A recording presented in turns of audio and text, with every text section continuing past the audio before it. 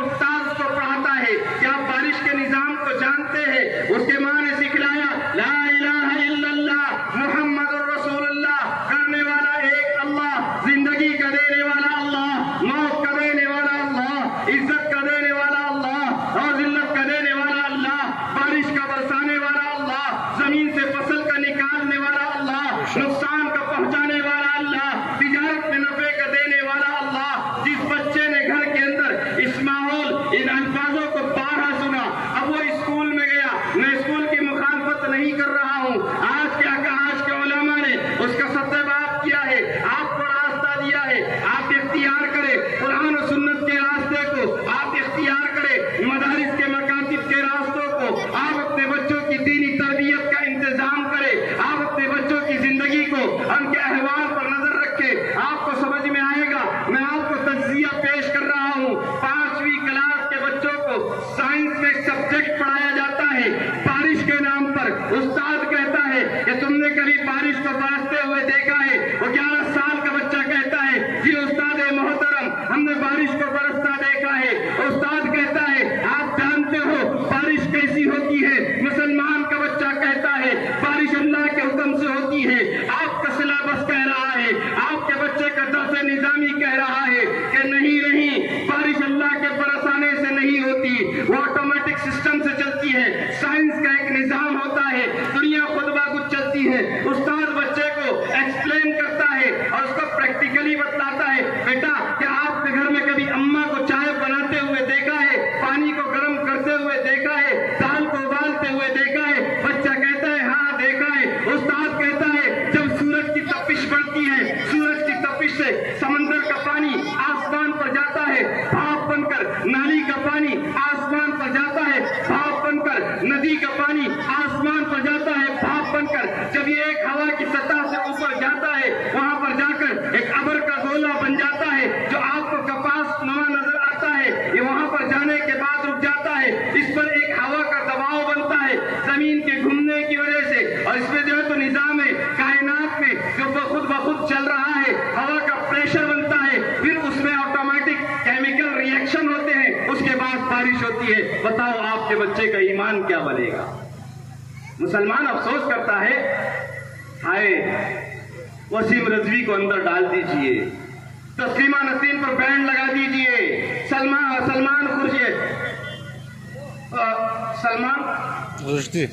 رشدی ان کو بینڈ لگا دیجئے۔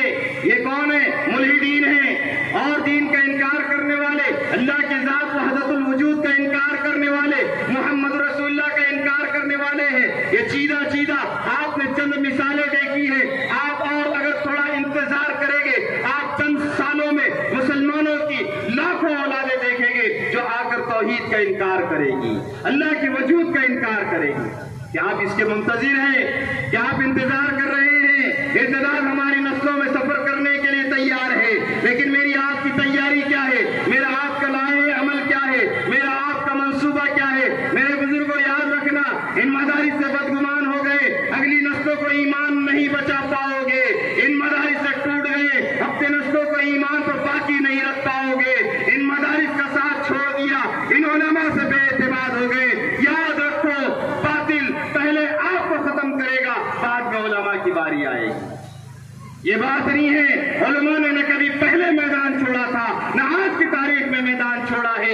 الحمدللہ میرے اکابر آج سے 100 سال پہلے بھی لڑے تھے، آج بھی میدانوں میں کھڑے ہیں۔ اسلام کی بقا، اپنے نسلوں کے ایمان کی تحفظ کے لیے آج آپ سے آپ کا وقت مانگ رہا ہے، آپ کا حالات زمانہ آپ سے تقاضا کر رہے ہیں۔ اپنے قلوب کو ان علماء پر جماؤ، ان علماء سے محبت کرو، مدرسوں میں پڑھنے والے بچوں کو محبت کی نظر سے دیکھو۔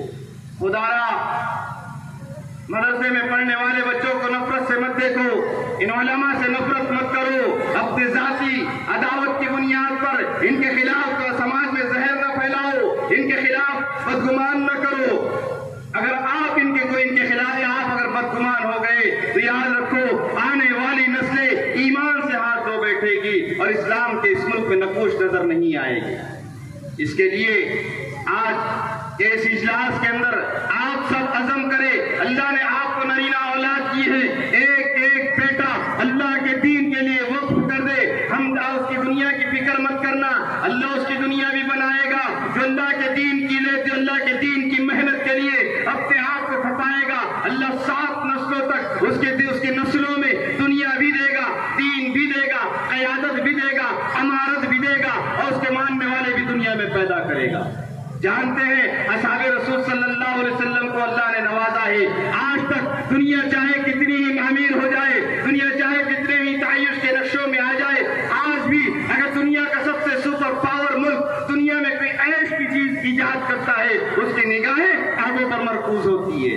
آپ جانتے ہیں اس چیز کا نتیجہ ہے، یہ سب کا سب اللہ کے دین پر لگانے، اللہ کے دین پر لٹانے کا نتیجہ ہے.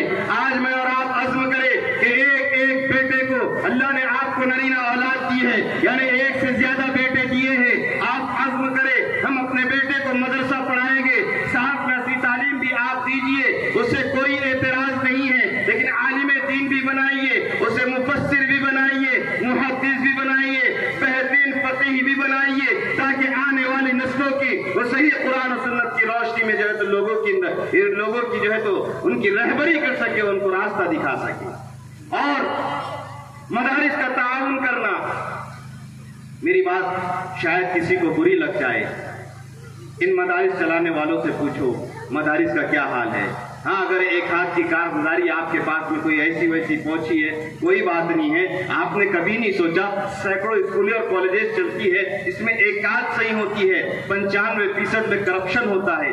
آپ نے کبھی یہ نہیں سوچا کہ میں میرے بچوں کو ان کے ہاتھ میں کیوں ڈالوں، وہ تو کرپٹڈ لوگ ہیں، وہاں تو کرپشن چلتا ہے، نہ تعلیم صحیح ہے، نہ نظام صحیح ہے، نہ ان کے پاس بچوں کے لیے انتظامات صحیح ہیں. ہم نے پھر بھی وہاں پر بچوں کو ڈالا، اس لیے کہ ہم نے سمجھ لیا وہ دنیا دار ہے، ان کو غلطی کرنے کی آزادی ہے، ان کو کرپشن کرنے کی آزادی ہے. مسلمان بھی ہوئے تو کیا ہوا، ان کو کل قیامت میں پوچھنی ہوگی، حساب کتاب نہیں دینا پڑے گا، اللہ کے سامنے کھڑا نہیں ہونا پڑے گا. میرے رب کی عزت کی قسم، جو اس دنیا کے اندر دین کے نام پر دنیا کمائے گا، میرے نبی نے فرمایا اس سے بدترین آدمی اس دنیا میں کوئی نہیں. یہ الگ بات ہے، مجھ کو اور آپ کو کسی کے احتساب کی ذمہ داری نہ اللہ نے دی ہے نہ اللہ کے رسول نے دی ہے. وہ اگر اللہ کے دین میں خیانت کرتا ہے، اگر امانت میں خیانت کرتا ہے، میرا رب بہترین پکڑ کرنے والا ہے، میرا رب زبردست سزا دینے والا ہے اور بہترین فیصلہ کرنے والا ہے. مسلمانوں، آپ اجرت مت کرو، لوگوں کو سزا دینے کے لیے آپ خدا مت بن جاؤ، لوگوں پر آپ حکم مت بن جاؤ، آپ لوگوں کے صحیح غلط کے فیصلے کرنے والے مت بن جاؤ.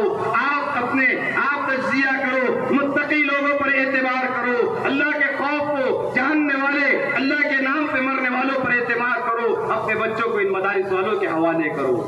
مخلصانہ طور پر جب ہم اپنے بچوں کو ان مدارس میں ڈالیں گے اور ہمارے بچے جب صحیح معنی میں قرآن و حدیث کی تعلیمات کو حاصل کریں گے تو انشاءاللہ وہ بہترین علم کی حاصل کرنے والے بھی ہوں گے اور علم کو بہترین انداز میں پہنچانے والے بھی ہوں گے.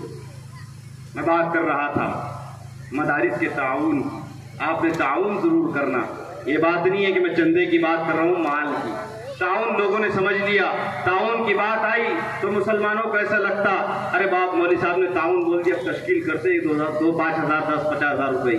نہیں میرے بزرگوں، تعاون صرف مال کا دینا نہیں ہے، آپ کے دل سے نکلی ہوئی دعائیں یہ اداروں کا سب سے بہترین تعاون ہے. آپ کبھی کبھار 1 آدھ 2 روپے صدقہ دے کر خالصتاً دن میں 1 آدھ وقت فارغ کرے، کسی ایک نماز کے بعد میں دعا کرے، 10 سے 15 منٹ آپ فارغ کرے، صرف دعا کے لیے اللہ سے مانگو، اپنے لیے بھی خیر مانگو، ان اداروں کے لیے بھی خیر مانگو، ان کے لیے نیک لوگوں کو اللہ سے مانگو، ان کے چلانے والوں میں اخلاص مانگو، ان کے اندر پڑھنے والوں میں اخلاص مانگو اور اللہ سے جو مانگ سکتے ہو ان اداروں کے لیے مانگو. پہلا تعاون. دوسرا تعاون، آپ ان سے محبت کرو، اور اگر محبت نہیں کر سکتے میری بات یاد رکھنا، ان سے کبھی حسد مت رکھنا، پیر مت رکھنا، عداوت مت رکھنا. اگر تم نے مدارس سے مدرسہ ہونے کی بنیاد پر پیر رکھ لیا، جو مدرسے کا تصور مسلمانوں میں ہے، میں اس زمرے میں بات کہہ رہا ہوں. مدرسہ عام طور سے ہمارے یہاں پر اس کو کہا جاتا ہے جہاں پر قرآن و سنت کی تعلیم دی جاتی ہے، یہ کم از کم درجے میں جو صرف قرآن پاک نازلہ پڑھایا جاتا ہے. اگر آپ نے مدرسے سے پیر صرف مدرسے کی بنیاد پر رکھا، یاد رکھو آپ کا یہ پیر آپ کو اسلام سے پھیر دے گا اور آپ کی نسلوں سے اللہ ایمان کی دولت کو چھین لے گا. یہ جو ارتداد مسلمانوں میں آیا نا، بہت ساری چیزوں کا قصور ہے، لیکن میں یہ سمجھتا ہوں اکثر ان کی اولادیں راہ بھٹکی ہے جنہوں نے کبھی مدرسوں سے بدگمان ہوئی یا مدرسوں کے خلاف چلنے والی تحریکات کا حصہ بنے۔ انجانے میں یا جان کر بھی اگر تم اس تحریک کا حصہ بن گئے تو اپنے ایمان کی خیر منانا، مدارس کے لیے دعا کرنا، مدارس کو محبت سے دیکھنا۔